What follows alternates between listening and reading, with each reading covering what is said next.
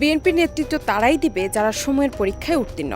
পরীক্ষায় ফেল লোকদের বিএনপিতে ঠাঁই নেই, এমনটাই মন্তব্য করেছেন বিএনপির স্থায়ী কমিটির সদস্য অধ্যাপক doctor AZM Zahid Hossain. 12 December বিকেলে মৌলভীবাজারে কুলাউড়া উপজেলা ও পৌর বিএনপির কর্মী সমাবেশে প্রধান অতিথির বক্তব্যে তিনি এসব কথা বলেন।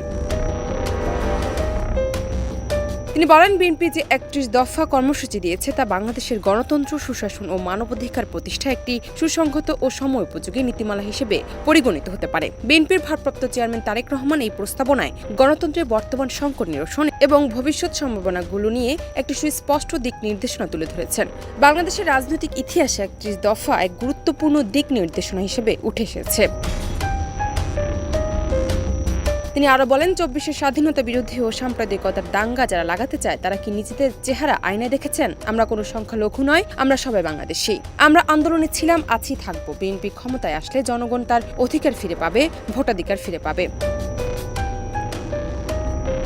সব বিপদে আপদে বিএনপি সবার আগে জনগণের পাশে দাঁড়ায় জানিয়ে ডক্টর জাহিদ বলেন, বিগত সময় যারাই আন্দোলন সংগ্রামে ছিল তারাই নেতৃত্বে আসবে। সবাইকে শহীদ জিয়ার সৈনিক হতে হবে, কোনো ব্যক্তির লোক না হয়ে শহীদ জিয়ার লোক হতে তিনি নেতাকর্মীদের আহ্বান জানান।